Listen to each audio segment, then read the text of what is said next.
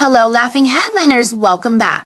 Today we are diving into the world of politics. On December 7th, 2024, Ghanaians will vote to elect a new president and new legislators. But few days to the elections, the ruling party NPP and the main opposition party NDC are both accusing each other of plotting to foment trouble during the elections. Henry Nana Boakye, who aka Nana B, who is the national youth organizer of the NPP, is here with us. He will help us to dig deeper into these issues. Nana B, thank you for joining us today here on Laughing Headlines. Thank you.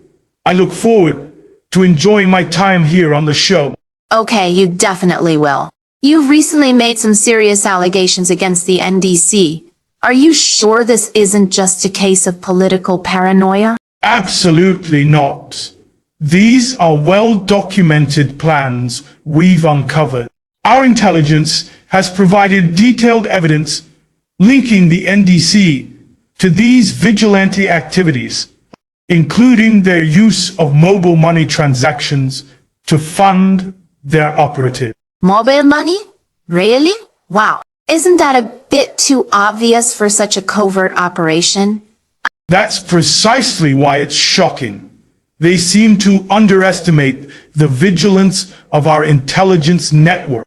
They think they can hide in plain sight, but they can't. You said small-scale miners are their recruits of choice? Are they all vigilantes? Or is this another attempt to demonize them? Small-scale miners are a vulnerable group who can be easily lured with promises of protection or financial gains. We're not demonizing miners. We're exposing the NDC's tactics to exploit them for violent ends. You also mentioned ambulances being used to transport weapons. I must say, that's quite a Hollywood twist. Do you have concrete evidence to back this? The evidence is being handed over to the relevant security agencies. The public will soon see that this isn't a script, but a dangerous reality we must address. History shows that political parties often accuse each other of violence before elections. Could this just be a preemptive strategy to deflect blame if things get turbulent? Not at all. The NPP is focused on peaceful elections. These allegations are a call for vigilance, not an excuse for future failures. We trust in the democratic will of the people. So why didn't you raise these concerns earlier? You waited until NDC made similar allegations before you came out with yours? That's a fair question, but let me clarify.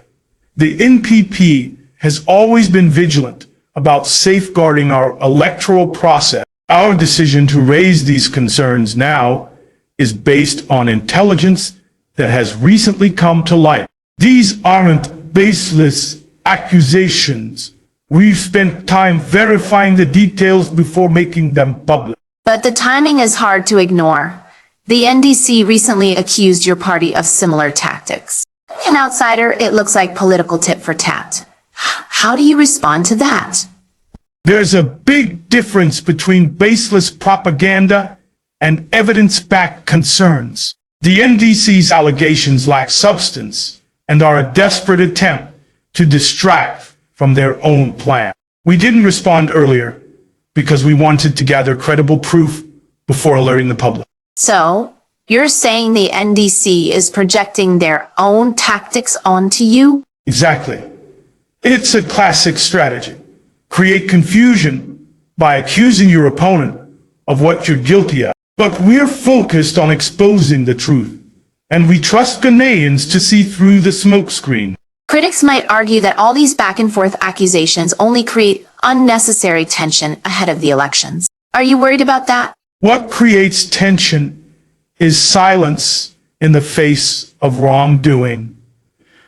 By exposing these plots, we're ensuring transparency and encouraging vigilance. If we all remain proactive, we can neutralize these threats and have a peaceful election.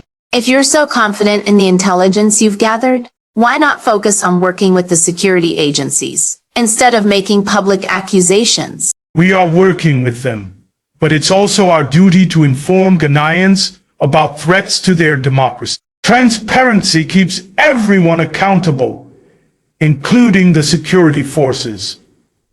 During your press conference, you sounded very authoritative, emphatic, and confident, stating that nobody can rig the elections.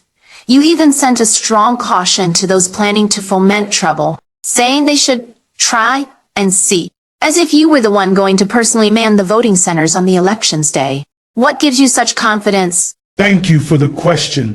My confidence stems from the robust systems and structures we have in place to safeguard our electoral process.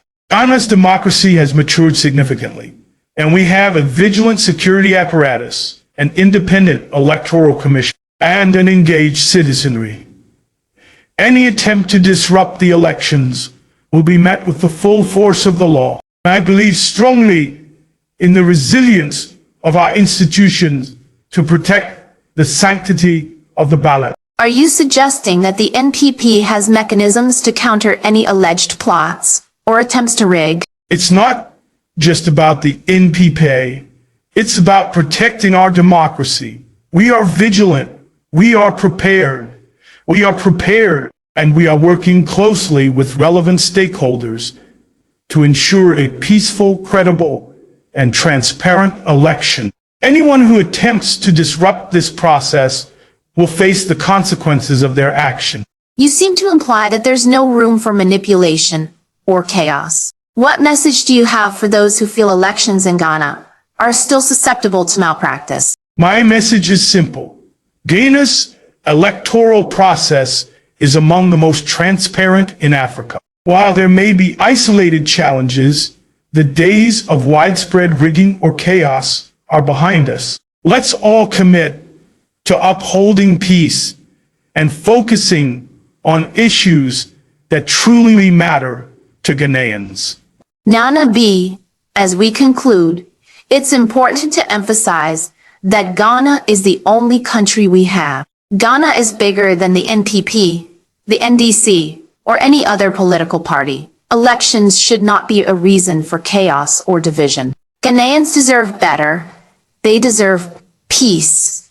What is your take on this? You are absolutely right.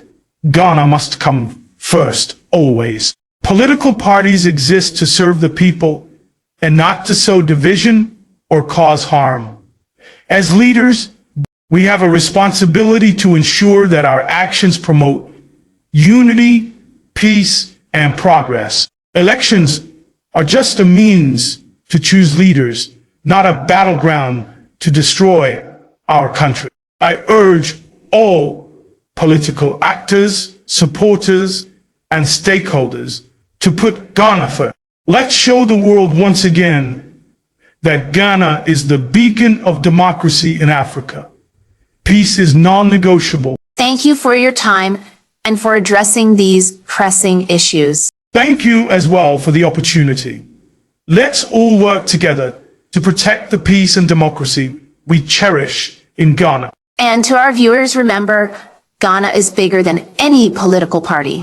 Let's all play our part in ensuring a peaceful and successful election process. Thank you for tuning in. Do well to subscribe and stay safe.